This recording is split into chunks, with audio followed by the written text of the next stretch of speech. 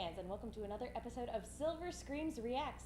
Tonight, we are talking about Miss Peregrine's Home for Peculiar Children, which I could not for the life of me remember her name because I've never read the books these are based off of. Neither have I. But I have read so many books that I understand are like this. Yeah, but it was published by Quirk Books, and that is all that I know about it, apart from this. But, like, I almost watched this earlier to write our movie chick article write-up, like, right away when it was released yesterday. But then I was like, no, this is a Tim Burton movie.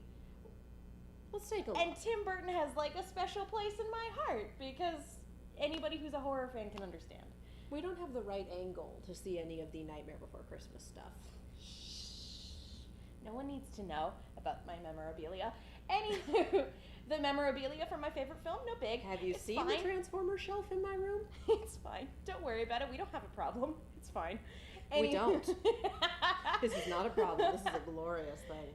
Anywho, so Miss Peregrine's Home for Peculiar Children, we know little about it, so here we go. Let's do the thing. Hopefully we'll learn something. I like the color, though. Very quiet. Come with me. There's a place I go when I want to be alone. Davy Jones' locker? I wonder if this is going to be like a series of unfortunate events, at least in like, whoa. I think there was a Twilight Zone episode about this. Only it was their pool, not the ocean. Is she a mermaid? How did she do that?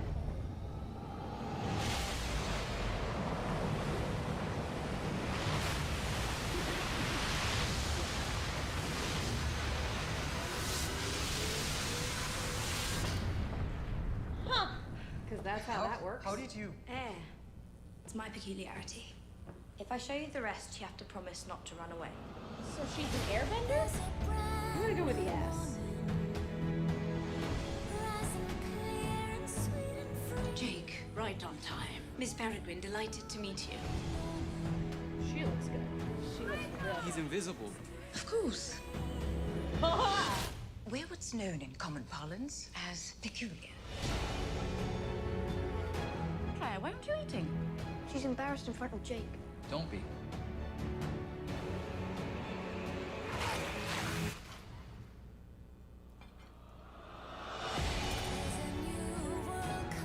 Because our abilities don't fit in the outside world. We live in places like this. Where Where I'm no one interested. can find us. Jake, come and play. I knew you were one of us when you were born. It's time for you to learn what you can do. But I'm just ordinary. No, you're not. You were born to protect us. Whoa. Promise me one thing. From Morgan Freeman? Look after them, Jake. I promise. Hence Miss Peregrine. There we go. Slender Man. Slash that Eligos from Ash vs. Evil Dead. Yeah. Yeah. Slash the Chatterer from Hellraiser. Yeah, it's all those. Okay, that is absolutely not what I expected at all. I'm curious as to what you expected.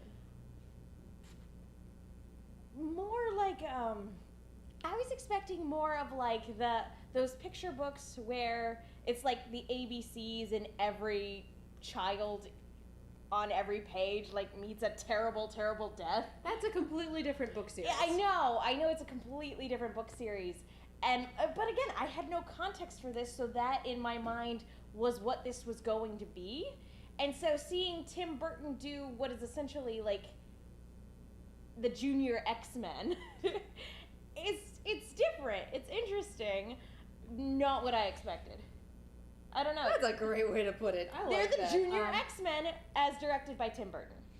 I don't like those two burlap sack kids though.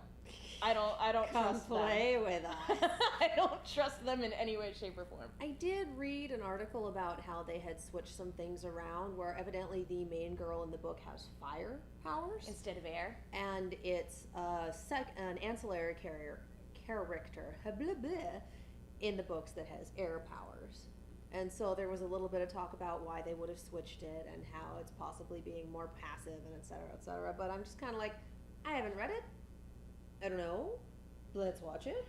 It definitely does look like it has a certain air of young adult novel to it. That's because that's what they are. I mean, and I don't necessarily mean that in a bad way, but I kind of mean it in a bad way. It's what they are. Yeah. They're a genre unto themselves. This is the not quite Harry Potter genre. Ava Green, though. Ava Green, though. She can do no wrong in my book. Even when she's in terrible movies, she's amazing. Yeah. She's kind of like Stanley Tucci that way. Yeah, no, like even just thinking of like one of Tim Burton's worst films, Dark Shadows, she was great. She was absolutely spectacular.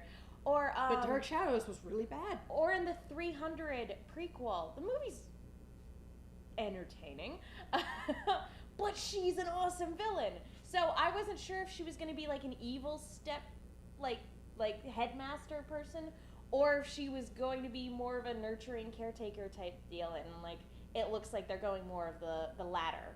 But looks to be the hardline Dumbledore. Yeah, like to the point where she can rip a teddy bear in half, and like that is a viable solution to that problem. That was a very King Solomon, extremely clean rip. Now, I do have to ask, do you have any desire to read the books after having watched that trailer? Because I don't really care. I don't either. I mean, that's the thing. I don't really, because I didn't read the books, this isn't really on my radar, and it's not showing me anything I haven't already seen, and it's not showing me things I've already seen in a new and interesting fashion. It looks like a lot of young adult books that are becoming movies now. I could not for the life of me tell me what it is, but I read several books that were very much like this one.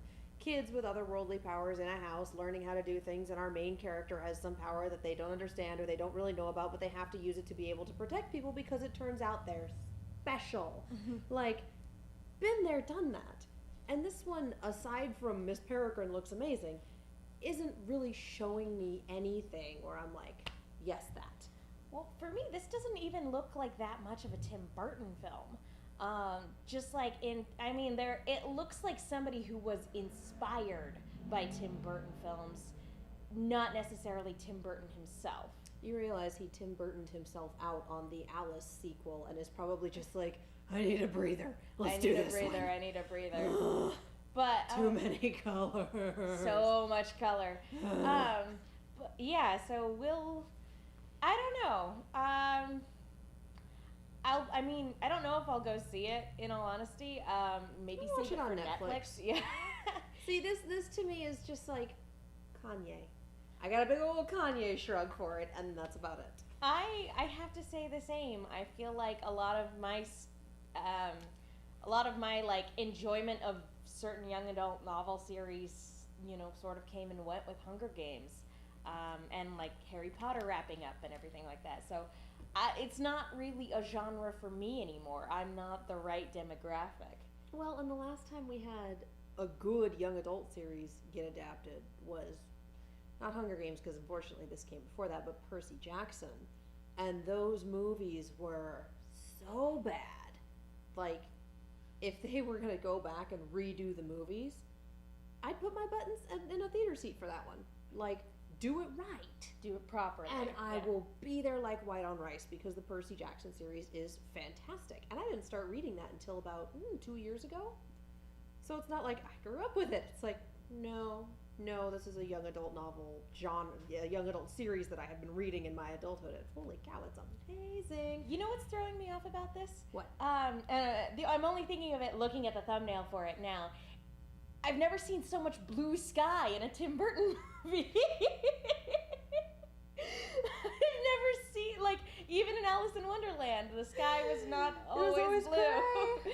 This was always gray. Well, no, it was multicolored a lot of the time. Yeah.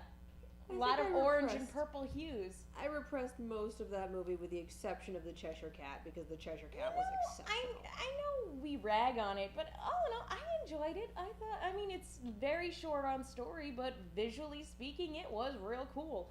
And that was one of the few movies that I saw where it actually was better in 3D. Well, yeah. So Cheshire Cat. Cheshire Cat, Dang. super awesome.